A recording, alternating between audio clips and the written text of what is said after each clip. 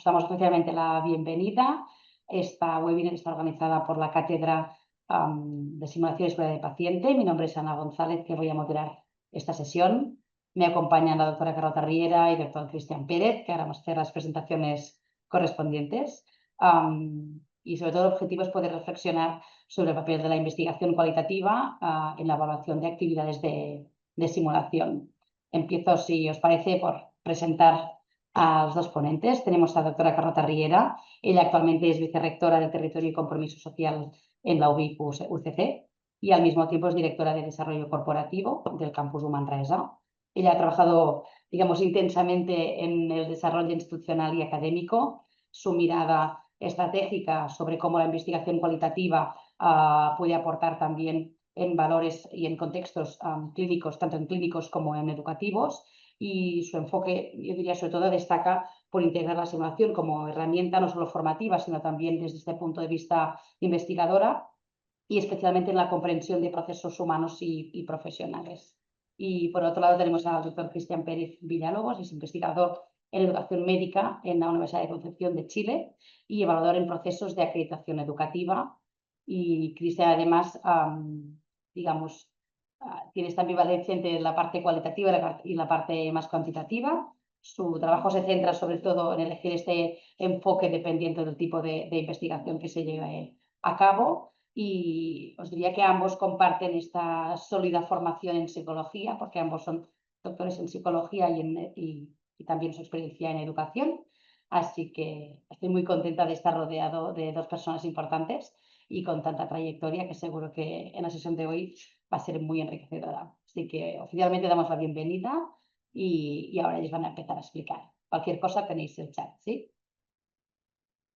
Adelante, cuando Muy queráis. bien, pues muchísimas gracias Ana y Cristian, un placer compartir con vosotros y de hecho con todos los que estáis aquí, algunos de los cuales buenos amigos además, o sea que cuando con Ana y con Cristian planteamos la sesión, es verdad que la planteamos de forma que Cristian y yo podamos ahora al principio enmarcar un poco la discusión, enmarcar un poco cuáles son los puntos palanca, los elementos, yo diría, core, ¿no? de este binomio simulación, investigación cualitativa, pero luego, sobre todo, lo que nos gustaría es que tengamos mucho espacio para conversar, para comentar, para preguntar, para compartir proyectos. O sea que intentaremos no ser muy magistrales o teóricos, sino más bien lanzar preguntas, lanzar cuestiones y luego pues que entre todos también podamos, digamos, compartirlas, ¿de acuerdo? Si os parece bien, pues empiezo haciendo un pequeño no sé, Cristian, si quieres comentar algo antes de... No, no, yo creo que cuando empiecen las preguntas ahí nos vamos sumando. Perfecto. Pues si os parece, empezamos con un breve marco, digamos, conceptual. Voy a compartir pantalla a ver si me sale bien y no tengo ningún problema. Creo que tengo que compartir esto de aquí, a ver si se comparte bien. ¿Se ve bien? Lo que pasa es que no pasa. Perfecto. Un momentito que no me pasa. Espera, que voy a Okay. tener, creo que es la otra, esto de aquí. Ahí, perfecto. Sí. La idea ¿no? de este webinar era de hablar de investigación cualitativa en simulación, pensando en cómo la metodología cualitativa puede aportar, ¿no? Elementos y evidencias sobre pues, las diferentes experiencias normalmente educativas o clínicas, ¿no? que elaboramos mediante educación y simulación básicamente. Pero rápidamente quisimos poner como una derivada, que era la idea de, para nosotros tan importante es cómo la investigación cualitativa puede sumar, ¿no? Qué puede aportar, qué evidencias puede aportar respecto a las experiencias, ¿no? basadas en simulación, como al revés. Es decir, enseguida entramos en el plano de las simulaciones a su tiempo, una herramienta que es de gran utilidad para la investigación cualitativa, para elementos que no necesariamente son que la simulación haya sido pensada como elemento formativo o educativo, sino como escenario culturalmente bastante similar a lo que serían los entornos reales. Luego desarrollaré esto con un poco más de profundidad, pero es importante de entrada ya que con Cristian queríamos abrir el foco, es decir, no vamos a hablar solo de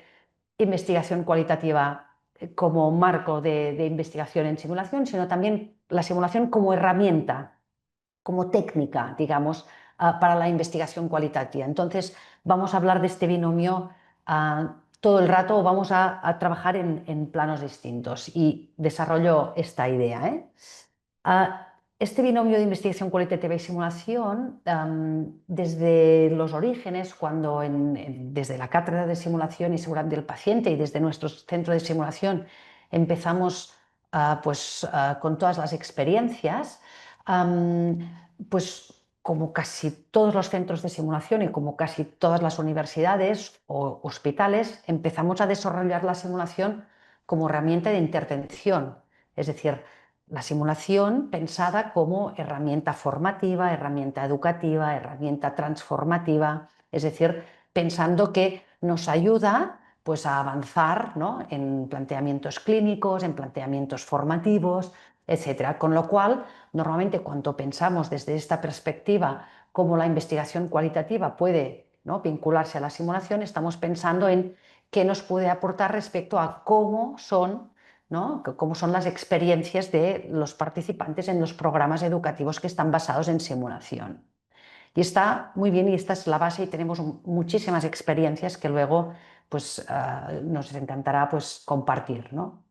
Pero al mismo tiempo, ya desde los inicios, al igual que otros centros de simulación, se empezó a desarrollar la simulación como herramienta de innovación y de co-creación, es decir, como un espacio donde suceden cosas que pautas, digamos, el marco mental desde el cual quieres trabajar, pero sobre todo está pensando para innovar en procesos, es decir, no tanto para evaluar cuán bien se incorporan los procesos que queremos inculcar en los equipos mediante, pues eso es, escenarios simulados, etcétera, sino al revés, creamos unos escenarios parecidos, próximos a la realidad, pero a partir de los cuales lo que queremos hacer es transformar, cambiar cosas para probar nuevos protocolos, probar nuevas maneras de trabajar, probar nuevos circuitos, etcétera, y nuevos equipos mixtos, con lo cual ahí ya no era tanto, ya empezamos, empieza a haber ahí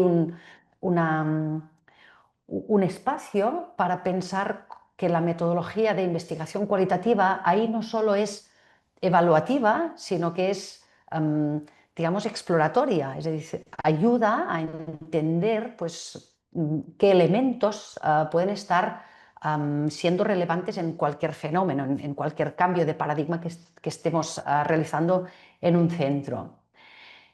Y ya yendo al extremo, digamos, como últimas experiencias, también desde los orígenes nos habíamos imaginado la simulación como un espacio que es en sí mismo un espacio de observación.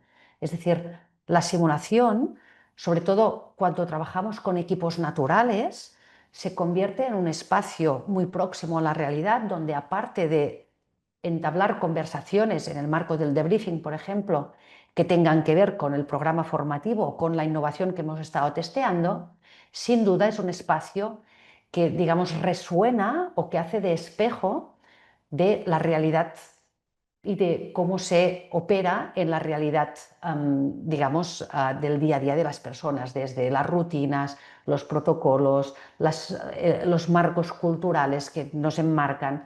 Es decir, que la simulación siempre la hemos visto también como un espacio que puede acercarnos a un planteamiento más etnográfico desde el punto de vista de investigación cualitativa y como un espacio de observación no participante o participante, depende del caso, pero de escenarios muy próximos a la realidad, es decir, como preetnográficos también, ¿no? Entonces, a estos tres planos nosotros siempre hemos ido pues, operando y mezclando investigación cualitativa y simulación o sea, teniendo en cuenta que a veces uno es técnica y el otro es el objeto observado, y a veces es justamente al revés. El objeto que antes era observado ahora es técnica, y la técnica se convierte en el objeto observado. Es decir, que la simulación a veces es el objeto que queremos observar, pero a veces es el instrumento que nos permite observar otro objeto, que en este caso son, digamos, las construcciones simbólicas, las construcciones culturales de los equipos de trabajo naturales. Y es desde esta perspectiva que siempre hemos ido, pues, armando y trabajando ese binomio. A nivel, a ver que no me pasa, sí. A nivel institucional, digamos, y para acabar de enmarcar un poco algunos ejemplos, pues la simulación como herramienta de intervención y cómo utilizamos, ¿no?, metodologías tanto cualitativas como cuantitativas para evaluar, ¿no?, cómo funcionan esas intervenciones, pues yo diría que es clásico, el que conocemos todos, ¿no?, y que lógicamente pues también hemos aplicado desde la cátedra de simulación y en el máster de simulación que tenemos también en la universidad. En este sentido, pues por supuesto, ¿no?, hemos ido desarrollando muchos proyectos con diseño de investigaciones entre experimentales o cuasi experimentales, con medidas pre-post, grupos control, lo que seguramente también ya conocéis, pero desde el punto de vista más cualitativo lo que hemos hecho es desarrollar estudios fenomenológicos, es decir, cómo la simulación nos ha permitido entender qué elementos son relevantes, ¿no?, los porqués, digamos, a las preguntas de investigación que nos formulamos, ¿no? En este sentido, he puesto aquí algunas experiencias prácticas, pero para poner un ejemplo, en una tesis relativamente reciente, pues una doctoranda pues, utilizó la simulación para evaluar el empoderamiento enfermero, es decir, en realidad diseñó una serie de casos simulados multidisciplinares, mediante los cuales, aparte de realizar esa formación multidisciplinar, al tiempo estaba evaluando el empoderamiento del colectivo enfermero. En ese sentido, ese empoderamiento enfermero se evaluó mediante técnicas cualitativas a partir del análisis fenomenológico de las narrativas de esos equipos multidisciplinares en las sesiones de debriefing y además con algunas entrevistas, digamos, semiestructuradas añadidas. En cuanto a la simulación como herramienta de innovación o de creación, ¿no?, de protocolos nuevos, para la simulación como herramienta de palanca de cambios culturales o de procedimientos nuevos, de testeo de técnicas nuevas seguras, por supuesto, pues también tenemos muchísimas experiencias de trabajos finales de másteres, de tesis doctorales, pero en definitiva, en este caso, la simulación la hemos evaluado como técnica educativa para, digamos, provocar cambios culturales en equipos naturales, en equipos que a menudo, pues, mediante formación es difícil que cambiemos los parámetros culturales porque no solo implican al individuo, sino que a menudo implican elementos que son organizativos e incluso macroestructurales. Y nosotros, mediante el análisis cualitativo de muchos de estos proyectos, nos dimos cuenta que la simulación y las conversaciones que se entablan mediante procesos simulados permiten transformar, modificar o al menos identificar patrones, digamos, culturales, narrativos, procedimentales que son absolutamente relevantes para adoptar determinadas mejoras. En este caso teníamos un ejemplo, es un trabajo final de máster que consistió, pues, por ejemplo, en la implantación de un programa de acogida para el personal de enfermería de nueva incorporación en una unidad de cuidados pediátricos. En este caso se trataba de un hospital de nivel 3, un hospital avanzado, que en verano el relevo de enfermería provocaba que se incorporaban muchos recién graduados en el hospital, en la unidad de pediatría, y tenían identificado que en ese periodo del año había más sucesos adversos, había más accidentes, más errores. Entonces, intentaron mediante procesos formativos, de mil maneras distintas, ¿no?, modificar esa situación, y finalmente nos dimos cuenta que mediante situaciones simuladas éramos capaces, este hospital era capaz de inculcarnos elementos culturales que de otra forma eran imposibles de trasladar. En este sentido, los recién, digamos, incorporados en el hospital pasaban 2 días en entornos simulados, donde lo importante no era tanto las técnicas los procedimientos, sino que el hospital quería dejar un mensaje muy claro de: en este hospital funcionamos bien porque si no sabemos qué hacer, preguntamos, porque si dudamos, nos apoyamos con el compañero, porque nadie trabaja solo, ¿no?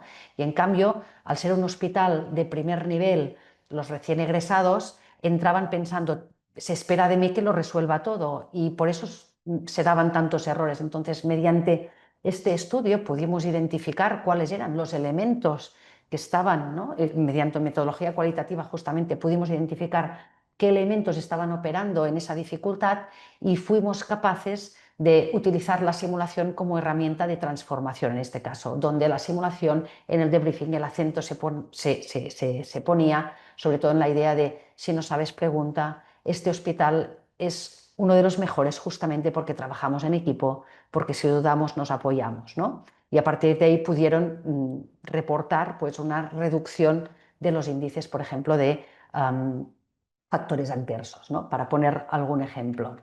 Y finalmente, y con esto ya voy a acabar y voy a lanzar algunas preguntas ya para que Cristian pueda empezar también a comentarnos cosas. Yo como, digamos, psicóloga social y como he trabajado, he realizado muchas etnografías y digamos, aproximaciones muy sociológicas o antropológicas de entornos naturales, y enseguida, cuando empezamos, hace ya muchos años, casi 20, empezamos a trabajar con simulación.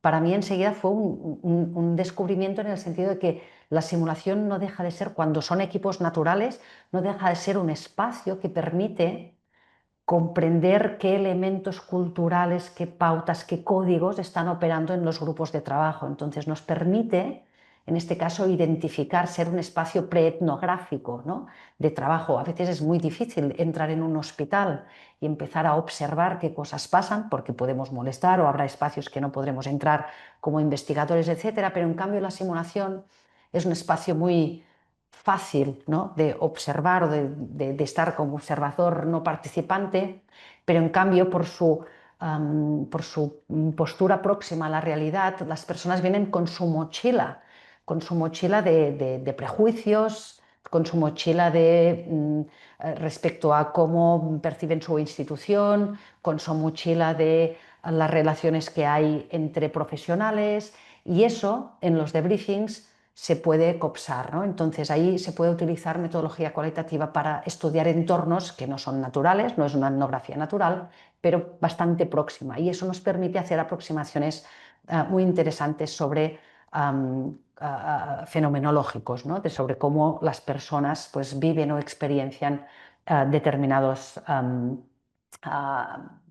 cuestiones que sean de nuestro interés, ¿no? En este caso también teníamos un trabajo final de máster que exploraba, ¿no?, las actitudes y los recursos profesionales de lactancia materna, en este caso mediante casos simulados, pero en realidad lo que se exploraba a partir de esos casos era cómo desde diferentes perspectivas profesionales, ginecólogos, obstetras, comadronas, enfermeras, auxiliares de enfermería y ciudadanía en general, co-creaban el discurso alrededor de la lactancia materna, que además era muy distinto según los ámbitos culturales o los países en los que estábamos realizando esas observaciones, por ejemplo, ¿no? Con lo cual, con esto, con Cristian quería como abrir ese melón y sobre todo abrir la perspectiva de que no solo se trata de cómo podemos investigar mediante metodología cualitativa los escenarios simulados o los proyectos de simulación que iniciamos, sino también al revés, cómo la simulación puede ser una herramienta de investigación cualitativa para, digamos, objetivos que de otra forma serían difíciles de alcanzar, ¿no? Y a partir de ahí lanzábamos algunas preguntas, ¿no?, como qué nos puede aportar esta metodología cualitativa en esas evaluaciones o actividades de simulación, que yo creo que ahí Cristian sobre todo nos puede dar una visión de qué nos aporta la quali y lo quanti, y cuándo es más adecuado, ¿no?, cada enfoque. Esta otra parte de qué nos aporta la simulación en los enfoques de investigación cualitativos. Ahí luego yo, si queréis, amplío un poco ese marco, digamos de constructos culturales. Y finalmente un poco al final yo creo que estaría bien que hablásemos de ventajas y limitaciones, ¿no?, de los datos cualitativos, que obtenemos mediante simulación porque son próximos a la realidad, pero no dejan de estar en espacios simulados, con lo cual, bueno, tienen sus ventajas, pero también sus limitaciones. Entonces, yo, si os parece, voy a dejar de compartir y voy a dar la palabra a Cristian. Cristian, a partir de ahí, enriquece, por favor, todo lo que consideres. Muchas gracias por la invitación. Yo creo que es súper valioso empezar a pensar en las distintas etapas o los distintos momentos o los distintos propósitos con los que podemos utilizar tanto la investigación cualitativa como la simulación.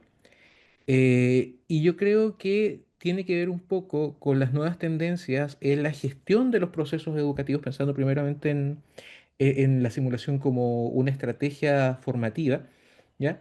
Y tiene que ver con, por ejemplo, no sé si en España pasa lo mismo, pero en Chile, nosotros actualmente en los sistemas de acreditación tenemos el famoso criterio 4 que establece que una universidad para acreditarse tiene que demostrar que hace investigación en docencia, ¿ya? Y hay tres niveles de desempeño. El nivel uno es hacer investigación en docencia, el segundo es hacerlo de manera sistemática y el tercero es utilizarlo para la toma de decisiones. Y yo no sé si pasa en España, pero nos cuesta un montón llegar a nivel uno, pero desde ahí partimos actualmente en el país. El hacer investigación en docencia tiene que ver justamente con eso, con la toma de decisiones y con ver cómo podemos mejorar nuestra realidad a partir de la gestión de datos. No tiene que ver solamente con hacer investigación, ya sea cuantitativa o cualitativa, para publicar, para ir a congresos, que igual es súper entretenido, ¿ya? Sino que tiene que ver principalmente con entender mejor lo que nos pasa para poder mejorar lo que nos pasa.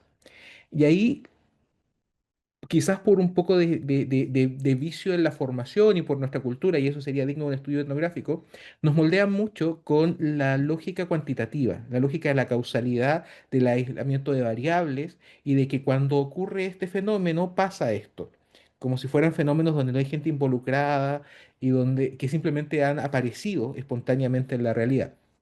Lo cualitativo ante eso, para los que todavía no han hecho mucha investigación cualitativa, ¿ya? Agrega dos cosas importantes, ¿ya? En primer lugar, entender que no son hechos, no son cosas que ocurren, son acciones. Y las acciones tienen un elemento importante. Las acciones, primero, tienen intención. Por ejemplo, no sé, no es que yo, cuando el alumno dice, profe, es que yo, usted me reprobó o o aquí como que aquí apareció una reprobación. Y no, hubo una serie de acciones que él realizó de manera deliberada, con una intención, con un propósito en particular. También el docente realizó acciones deliberadas con propósitos en particulares y eso deriva en la reprobación. ¿Ya? Cuando el alumno aprende o no aprende, eso tiene que ver con una serie de significados que él le atribuyó a la realidad, con una serie de intenciones, y eso es lo que agrega la investigación cualitativa. No vemos el aprendizaje en abstracto, no vemos la reprobación como un hecho aislado, sino como una realidad significada. Esa significación de la realidad que es dinámica, compleja, ¿ya? Y que está instalada en la cultura de un grupo, es lo que aporta la investigación cualitativa. ¿Ya? Y la investigación cualitativa también tiene, como tiene ventajas, limitaciones, pero se diferencia principalmente de lo cuantitativo en cómo hace una traducción de la realidad. Cuando nosotros hablamos de investigación cuantitativa, la queremos procesar de manera matemática. La lógica ahí era tratar de evitar cualquier otro sesgo subjetivo que pudiese afectar la comprensión de la realidad. Entonces se dijo, bueno, ¿por qué no tomamos la realidad y la transformamos a números? Ese acto de transformación a números va justamente perdiendo una serie de complejidades de la realidad, va rescatando otras, y ese acto se llama medición. Cuando yo transformo la realidad en números, eso es medición. En investigación cualitativa tampoco somos capaces de procesar la realidad en toda su complejidad. Lo que hacemos es tomar la realidad y transformarla a conceptos. ¿Ya? Pero la ventaja es que esos conceptos permiten ser dinámicos, complejos, etcétera. Entonces, ¿qué aporta la investigación cualitativa? Primero, como decíamos, esta posibilidad de trabajar con un mayor nivel de complejidad de la realidad y sobre todo de complejidades no anticipadas. La investigación cuantitativa tiene que tener el diseño del instrumento definido de antemano y todas las variaciones fueron decididas antes de recolectar el dato. Acá hay cosas que pueden ocurrir en la realidad, que pueden no tener sentido y la investigación cualitativa lo puede recolectar. Yo siempre recuerdo unos estudiantes que me dijeron, profe, la profesora viene acá, habla a una velocidad a la que nadie la puede seguir, tira un montón de conceptos complejos y la verdad es que la clase es súper útil. A ver, ¿cómo? Porque no dijo nada de la docencia efectiva y los chicos decían que era súper útil. Los chicos, cuando tú les vas preguntando, te dicen, no, lo que pasa es que usaba un montón de conceptos que no conocíamos, pero nosotros los anotábamos y después íbamos a los libros y buscábamos esos conceptos, ¿ya? Incluso hay cosas que parecen no tener sentido, pero sí lo tienen. Hay cosas que son significadas como cosas útiles cuando no lo son. Hay cosas que incluso son interpretadas de manera que no podemos controlar, como cuando, por ejemplo, el profesor me maltrata, me trata súper mal, es súper despectivo. Y yo digo, este es un muy buen profesor, porque nos pone rigor, porque nos pone normas. Incluso cosas que pudiesen no ser adecuadas pueden ser significadas como adecuadas. Y eso, el significado es el que va a afectar la práctica finalmente. ¿Ya? Y además nos aleja del diseño experimental con el que solemos pensar cuantitativamente las intervenciones, porque hay cosas en el diseño experimental que se pierden. Y por eso ahí yo les recomiendo que vean el modelo SIP, por ejemplo, o sea, SIP, CIPP, el modelo lógico, el modelo de Van der Vleuten, que extienden un poquito la lógica del modelo de Kirkpatrick para decirme una cosa súper sencilla. Primero, acá hay un contexto. No es que el alumno haya aparecido espontáneamente, el docente espontáneamente se hayan encontrado en una actividad de simulación. Acá hay una institución que los puso ahí, una sociedad que los puso ahí, un hospital, un centro de salud donde van a ir a trabajar. Y esa complejidad se abre en modelos que están fuera del diseño experimental. Hay cosas que incorpora Van der Vleuten, que él se refiere específicamente a las evaluaciones, pero habla, por ejemplo, de la aceptabilidad de los procesos formativos. ¿Ya? Eh, y finalmente hay que entender que hay dos problemas que atendemos, que es distinto a la ciencia tradicional, y es que atendemos un problema teórico, un problema de conocimiento, y cosas que no sabemos y queremos saber si esto funciona y no sabíamos si funcionaba realmente. Pero también cuando estamos en procesos de formación, de transformación cultural, hay un problema práctico. Hay algo que no ocurre como quisiéramos, ¿ya? Y queremos llegar a ese estándar. Cuando hacemos formación, cuando estamos en educación, queremos atender a los dos problemas a la vez. Queremos saber qué funciona, pero necesitamos que funcione. No podemos terminar con un estudio que diga, hoy la simulación no funcionó. Ya esta generación, ¿cierto? A la basura. Con la siguiente sí va a resultar. No podemos hacer eso. Hay que intervenir mientras actuamos. Y hay una herramienta súper importante que Carlota la mencionó varias veces, que es la co-creación. También tenemos que dejar de pensar en los estudiantes o incluso en los docentes como fichas en un ajedrez decidido por alguien más.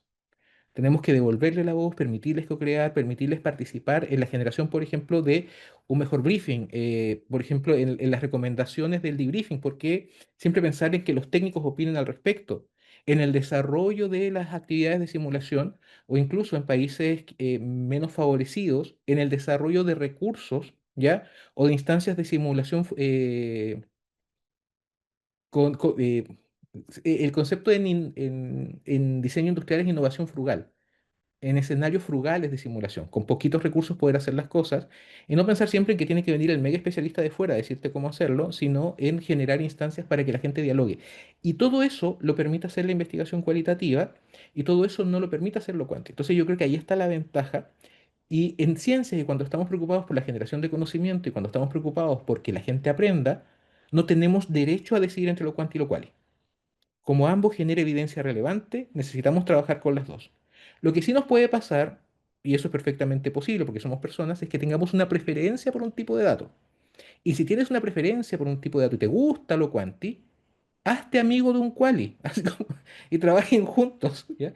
Pero para comprender la realidad no podemos simplemente quedarnos con un solo enfoque porque ambos tienen aportes y ambos son súper complementarios.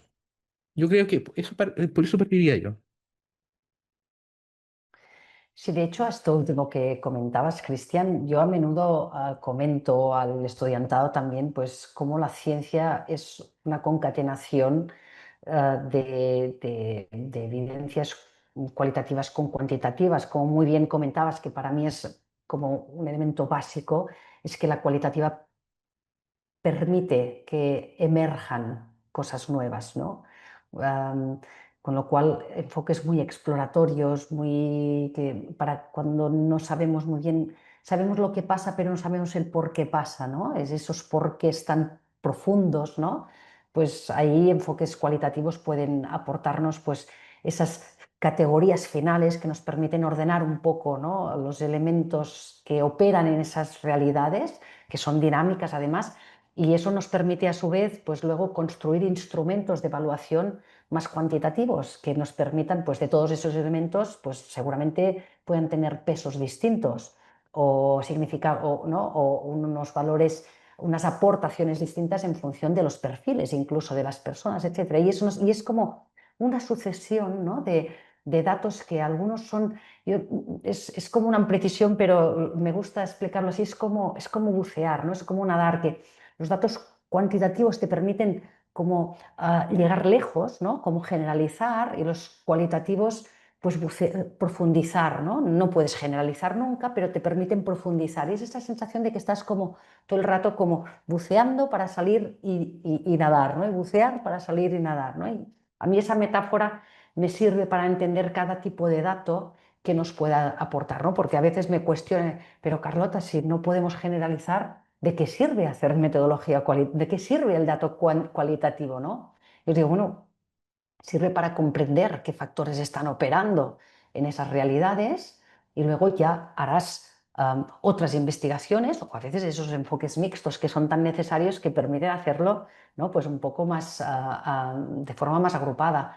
Pero eso me pareció bastante fundamental para entender algunos de los elementos, ¿no? De esa idea de decir, no, yo no soy ni cuanti ni quali, o sea, sí, claro, a mí me gusta más la quali, soy humana, pero es verdad que no se puede hacer ciencia o hacer una investigación rigurosa sobre un programa formativo basado en simulación, por ejemplo, obviando cualquier de los dos tipos de datos, ¿no? O sea, tenemos que buscar amigos que sean el yin y el yang, tenemos que aliarnos y por eso es tan importante, ¿no? O sea, que eso me ha parecido muy interesante.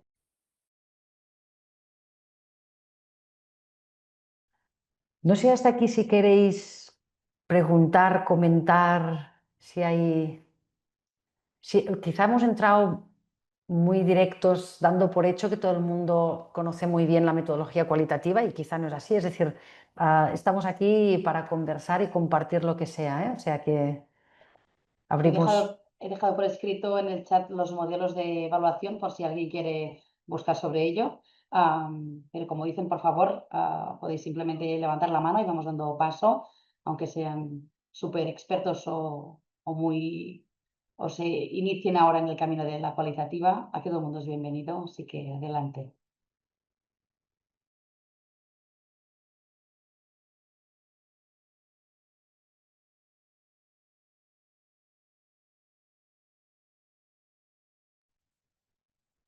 Yo quisiera expandir antes, bueno, si tienen alguna pregunta, levanten la manito, no hay problema. Yo creo que una de las ventajas de la investigación cualitativa, sobre todo en procesos complejos que están culturalmente determinados, con gente que va cambiando.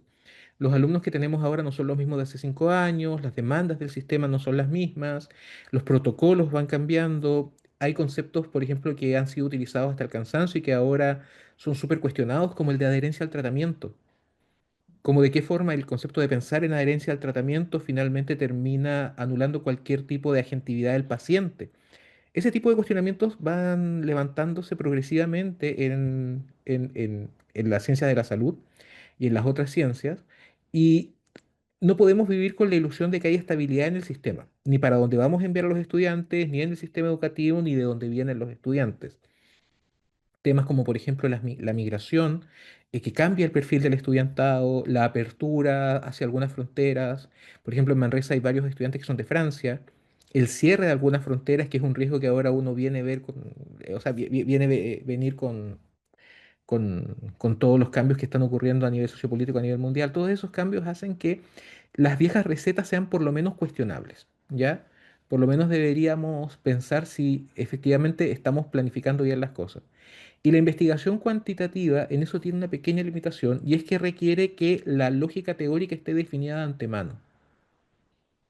Y es mucho más difícil poder retroalimentar esa lógica teórica que la investigación cualitativa. La investigación cualitativa, la cuanti te permite saber si algo funciona, pero la investigación cualitativa te ayuda a ver cómo funciona lo que funciona. ¿Ya? Y en eso yo creo que es mucho más rápida para generar conocimiento útil para la práctica pedagógica, aunque es mucho más difícil poder procesarla. Sin embargo, ahora con la llegada, por ejemplo, de la inteligencia artificial, una de las principales pesadillas de la investigación cualitativa, que es la codificación de los datos, puede facilitarse. No sé si ustedes han utilizado, por ejemplo, ChatGPT o ChatGPT, como me dicen, me corrigen, Gemini u otro tipo de inteligencia artificial para procesar datos. Atlas-T, por ejemplo, ahora te permite hacer codificación potenciada por inteligencia artificial, que es básicamente utilizar ChatGPT, ¿ya? Entonces hay recursos que facilitan algunos procesos que antes eran tremendamente tediosos, pero que no reemplazan el protagonismo del investigador. Eh, en eso, ustedes siempre piensen en la inteligencia artificial como el cerebro de otra persona más. A veces más lesa, a veces más lista, va variando dependiendo de la situación. Y como siempre, ante las opiniones de los colegas, uno también tiene que ver, a ver, esta opinión, si me gusta, esta no te salió tan bien, la vamos a ignorar silenciosamente. Entonces, pero ahí uno puede utilizar algunos recursos para ayudarse a hacer esto. Pero yo no sé, por ejemplo, y quizás sería bueno que mencionaran en el chat, si tienen experiencia haciendo investigación cualitativa, porque eso igual a nosotros nos ayuda un poco más a ver qué tipo de recomendaciones o qué tipo de alineamiento les podríamos dar. Mientras anotan esa cuestión que plantea Cristian, que nos va a ayudar mucho. Añadir, ¿no?, que la IA no solo en el proceso analítico, sino que en un proceso muy tedioso como son las transcripciones, también cada vez, ¿no?, es más fácil, ¿no? Aunque vaya por delante que el investigador cualitativo tiene que estar siempre muy apegado a los datos. Para comprenderlos bien y analizarlo, tiene que tener como un apego a esos datos y una comprensión profunda de todo el corpus de datos que tiene, porque si no, esa profundidad analítica no la tendrá, ¿no? Pero es verdad que tenemos ahí pues esos asistentes que están facilitando muchísimo la vida de la investigación cualitativa, que yo creo que antes se hacía menos porque era muy costosa a nivel de horas para llegar a esos resultados, requerían un proceso muy laborioso, ¿no? Y creo que cada vez, pues, entre que hay esas ayudas, ¿no?, que nos facilitan y que cada vez, pues, lógicamente es más técnicamente mejor y se va consolidando, pues, hoy por hoy hay incluso revistas especializadas, ¿no?, en enfoques cualitativos que son muy interesantes, ¿no?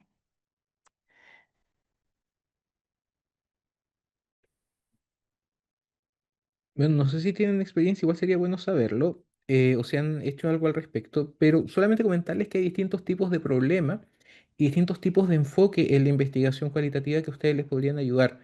En general, lo cuantitativo es más viejo y está más, digamos, unificada la comprensión de lo cuantitativo, y por eso nosotros podemos hablar de diseños. Y hay preguntas clave, por ejemplo, ¿quieres intervenir o solo observar? Si quieres intervenir, te vas a los diseños experimentales; si quieres observar, a los observacionales. Y ahí tú tienes un árbol de decisiones bastante claro. En investigación cualitativa, lo cual termina siendo todo lo que no es cuanti. ¿Ya? Y ahí cada disciplina, cada zona geográfica decidió poner su granito de arena, y a alguien se le ocurrió algo y dijo yo también quiero, y publicó un libro. Y aquí hay, pero podríamos clasificar distintos tipos de preguntas que ustedes pueden hacer y distintos enfoques, ¿ya? Y de la misma manera en que no sería bueno que ustedes se quedaran solamente con lo cual o con lo cuanti, tampoco es bueno que se empiecen a hipertrofiar en un método. Hay distintas formas de hacerlo, cual, y eso es lo entretenido. Acá todo es dato. Ahí, no me acuerdo. Bueno, Omar Barriga acá utilizaba la metáfora del recolector. Es como que alguien va caminando por el campo y va agarrando lo que le sirve. O la lógica del artesano, que tiene claro hacia dónde quiere llegar, pero no tan claro cómo lo va a hacer, y va ajustando las técnicas en el camino. Eso es muy propio de lo cual. A los comités éticos científicos los vuelve locos, pero en general, esa es la lógica cualitativa. Entonces, primero hay un enfoque básico que es el enfoque de cómo tú ves la realidad, y habitualmente de ahí nosotros empezamos a hacer investigación fenomenológica. Podemos preguntarle a los estudiantes cómo vieron o cómo vivieron distintas etapas del proceso de simulación. eh, en general, como la simulación, la idea básica de la simulación es brindar seguridad, ver qué cosas le brindan seguridad. Y a mí me parece que lo que menos veo publicado, pero lo que me parece súper importante, es cómo se hace el briefing para darle seguridad y reducir la incertidumbre sobre lo que va a ocurrir, ¿ya? ¿Qué ocurre en la simulación? ¿Qué ocurre en el debriefing? Que es lo que parece que es más interesante y más vendedor actualmente. Pero también preguntarle a los docentes, preguntarle a los técnicos, ¿ya? preguntarle a externos, eso es súper importante, pero es cómo tú ves la realidad. Y eso tiene que ver con cómo la interpretas, cómo la significas, y a veces uno se da cuenta que en la significación de la realidad hay distorsiones importantes.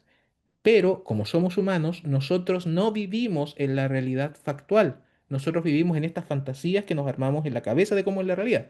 Así que si el sujeto tiene una idea distorsionada, es ahí donde vive, es ahí donde estudia y es ahí donde se forma.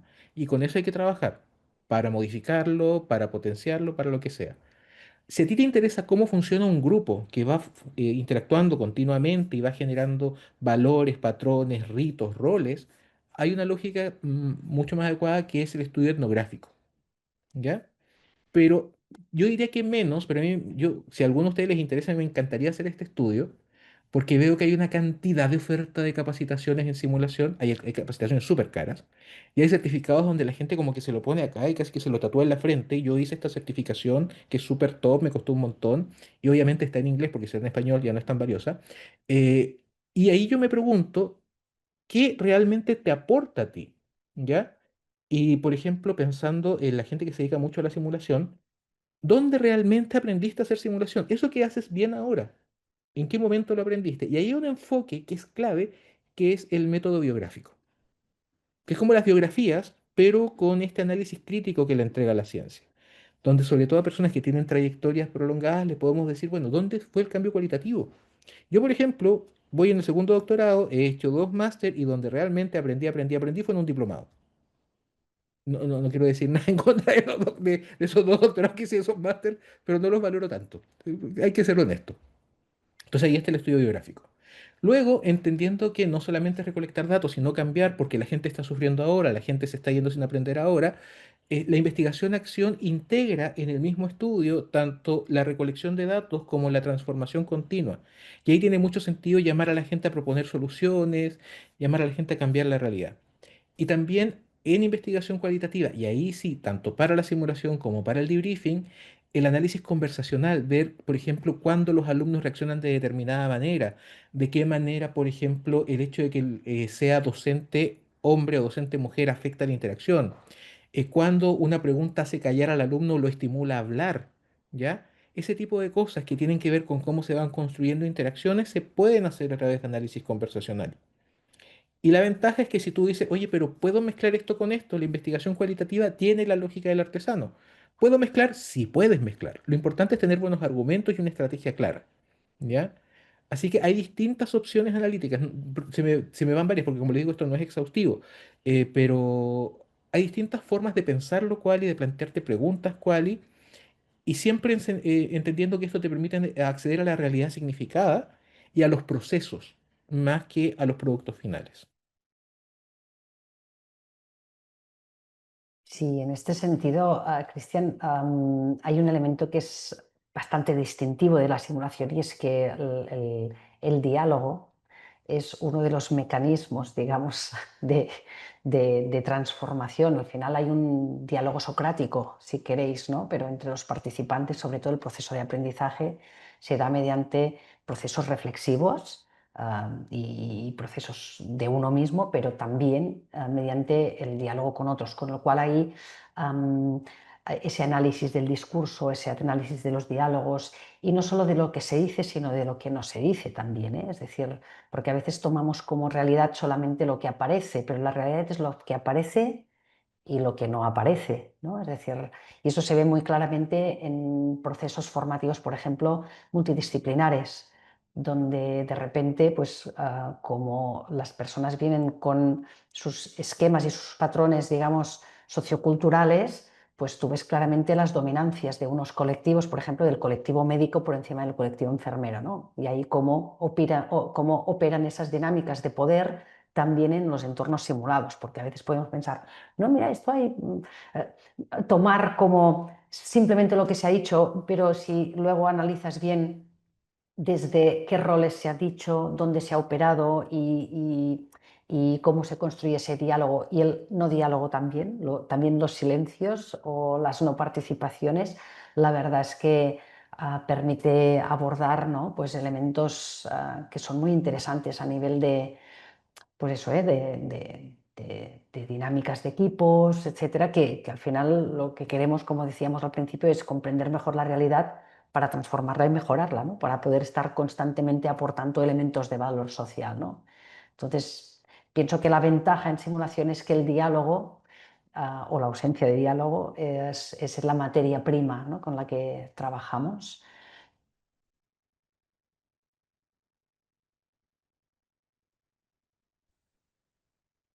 Y yo solamente para expandir un poco, para los que no tienen tanta experiencia con investigación cualitativa, el diálogo no tiene que ver solamente con palabras, ¿ya? Nosotros podemos hacer diálogos o ver diálogos de distintas formas. Podemos utilizar chat, podemos utilizar los registros en plataforma, los posteos en X o ex Twitter, que ahora permiten que la gente libere toda la rabia que lleva acumulada en el día, los diálogos en entrevistas, donde no es que el sujeto me diga la realidad que vive, sino que el sujeto construye una realidad en interacción conmigo en ese momento, pero también las interacciones que tienen que ver con conductas. Y aquí voy a retomar un poco, porque yo creo que si hay algo que hay que hacer en investigación en simulación, es análisis conversacional. A veces hay diálogos con los gestos, con las actitudes. eh, Miren, brevemente les voy a dar un ejemplo de una investigación sobre análisis conversacional, donde mostraban un video de menos de un minuto, donde básicamente llegaba una médico en India, era la doctora era de Reino Unido, pero había hecho su investigación en India. La doctora llegaba, había un paciente hombre, la doctora empezaba a hacer preguntas amables, esta típica charla como pequeña para que la gente se vaya soltando y le preguntaba dónde vivía y luego rápidamente ella estaba hablando con él de lado, miraba hacia aquí y le empieza a preguntar eso dónde vivía y él le empieza a hacer preguntas personales también porque él dijo, bueno, estamos conversando, esta cosa es de a dos, ¿dónde vives tú? Etcétera, y ella en ese momento se queda callada y empieza a redirigir la consulta a temas médicos y sigue escribiendo y ya no hace contacto visual. Después le va a tomar la presión y esto es algo súper raro. Él llega y dice, no, pero yo traje mi máquina.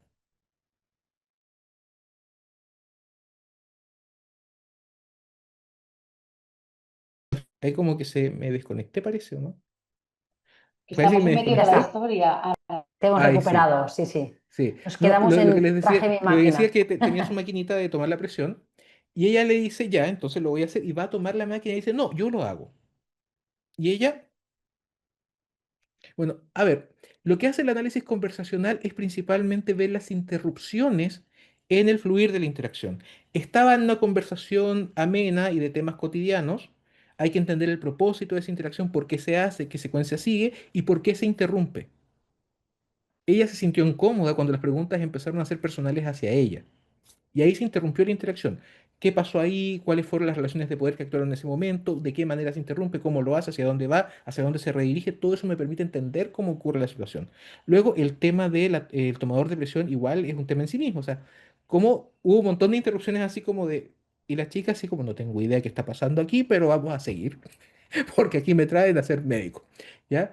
En el caso del debriefing es esencial poder hacer ese tipo de cosas porque necesitamos hacer que el estudiante interactúe, ¿ya? Pero ¿cómo hacerlo? ¿Cuándo la interacción de un compañero puede hacer que yo decida no seguir interactuando? ¿Cuándo un comentario hace que yo me amurre, me proteja, me estimule a seguir conversando? Aprender de cómo funciona lo que funciona es vital para poder mejorar más adelante. Y ahí es donde podemos hacer integración cual y cuanti, porque gracias a la tecnología y en centros de simulación un poquito más desarrollados, esas interacciones son grabadas. Y ahí, por ejemplo, los tiempos de interacción se pueden cuantificar y podemos hacer análisis para ver cómo van evolucionando estos tiempos y cómo se asocian a otras variables. Variables del docente, del estudiante, de lo que pasó en la simulación, de la calidad del briefing. ¿Se entiende? Entonces ahí una pregunta no tiene por qué responderse solamente con un método. Yo tampoco tengo idea ni experticia en todos los métodos, y se supone que es mi gracia. Pero siempre uno puede establecer redes de colaboración. Si no tienes redes de colaboración porque te cuesta hacer amigos, siempre está ChatGPT para que uno le pueda hacer preguntas y te pueda hacer una búsqueda en profundidad. Entonces uno puede ir integrando métodos, puede ir haciéndose preguntas cada vez más entretenidas, y yo les recomiendo que lean investigación cualitativa, ¿ya? Ni siquiera solamente en simulación, ¿ya? Vean cómo se ha usado la investigación cualitativa en el consumo de latas de atún por parte de los adultos mayores. Listo. Y de ahí yo puedo sacar ideas de cómo, pero esto tiene tal y tal elemento que podría traer a la simulación y me podría gustar y lo podría usar. Y muchas veces oye, ¿qué hiciste tú? ¿O qué estás haciendo tú? Que es algo que uno puede hacer en los congresos, ¿ya? Sobre todo en la presentación de póster, uno cada 3 minutos va de póster en póster. Es súper útil para que uno se le vaya abriendo la mente y vea cómo puede ir enriqueciendo la comprensión que uno tiene de lo que a uno tanto le gusta, que en el caso de ustedes es la simulación. A mí me gusta igual, pero no es como mi fuerte.